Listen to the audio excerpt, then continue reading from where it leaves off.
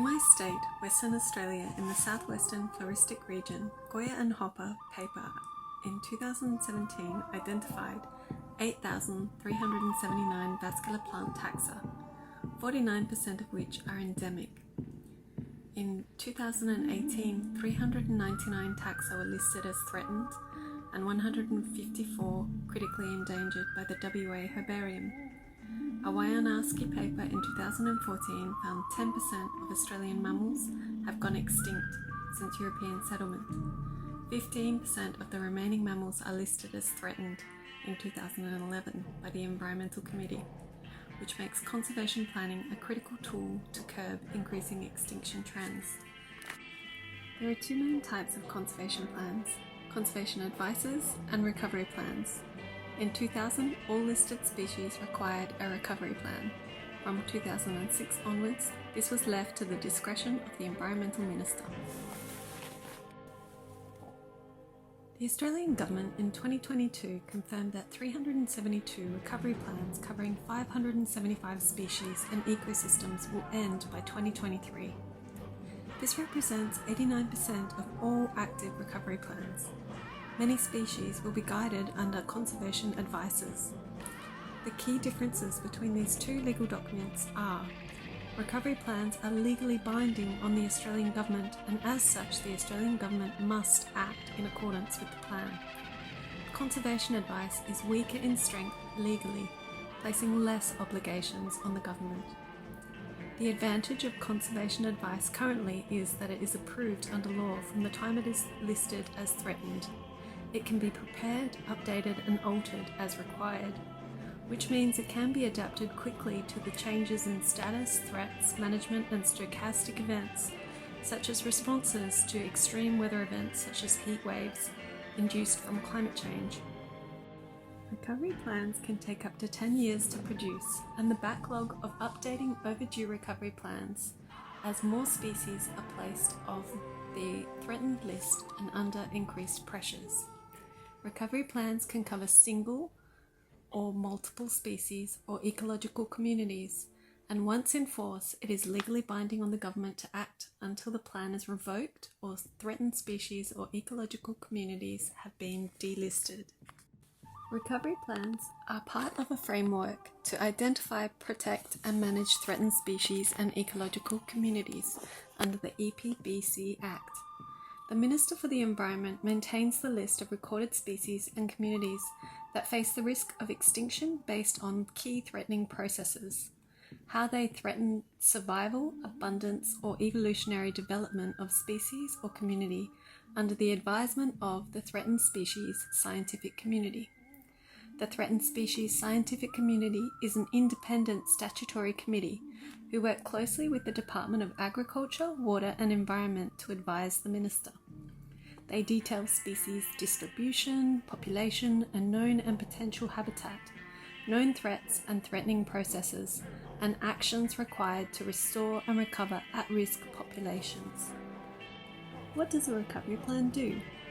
A recovery plan is the culmination of research and management actions required to halt the decline of listed threatened species or threatened ecological communities and support their recovery and restoration. Restoration plans aim to avoid extinction by managing known threats and threatening processes to maximize survival, conservation. With these two weapons to fight extinction at the disposal of the Minister, I take a closer look at restoration planning and ponder the reasons it has been destined to sunset. How effective are recovery plans? I will briefly surmise the strengths and weaknesses of recovery plans and where they sit currently in conservation planning. Do we need them? Recommendations for the future of recovery planning. The good. Legally bound, the Government and the Minister must act in accordance with the recovery plan.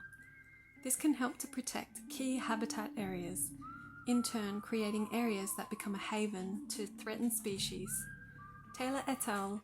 2011 paper found critical habitat promotes species survival and recovery. Retaining recovery plans may assist in cementing areas of critical habitat outlined in recovery plans for threatened species and ecosystems. The recovery plans are a comprehensive document in species and ecosystem requirements, which allows a more in-depth look at complex planning needs and multiple threats they face. Conservation advice are less comprehensive and may lack critical information to inform effective adaptive management options. The bad.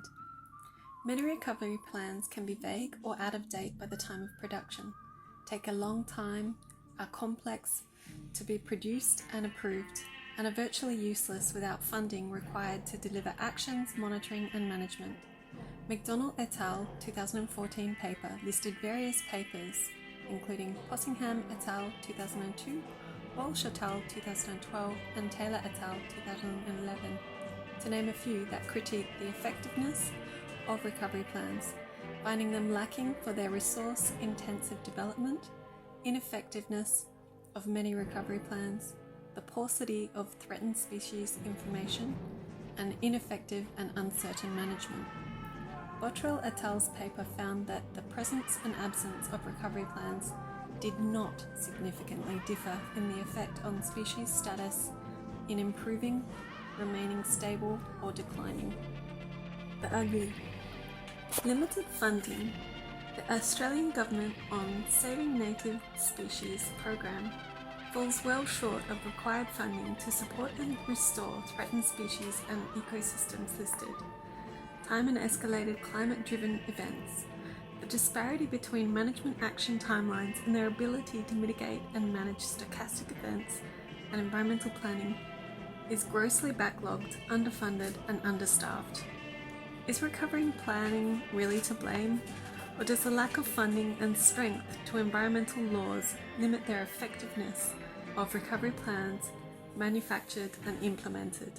In a paper written by 39 experts from 21 universities, CSIRO and the Department of Agriculture, Water and Environment detailed 19 Australian ecosystems were showing evidence of collapse, developed a tractable scheme called the 3 A's.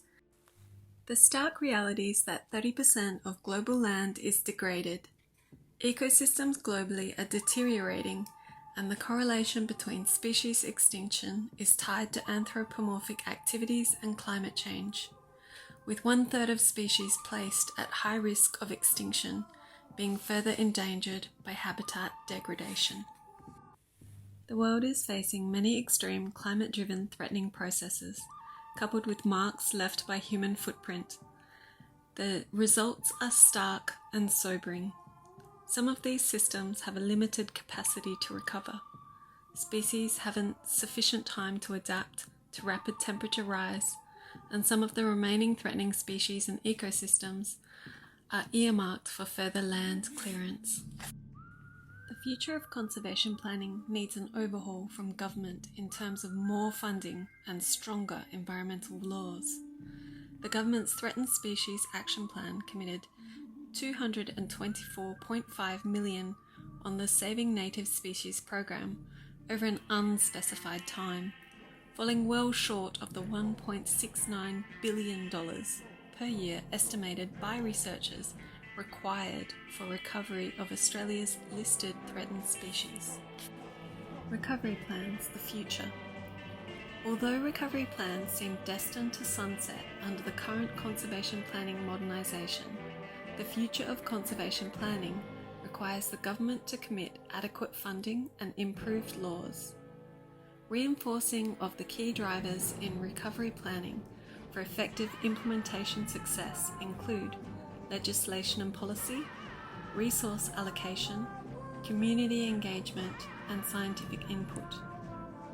The 3 A's seem to stick in my mind for simple and effective measures to guide recovery planning through the challenges of the future.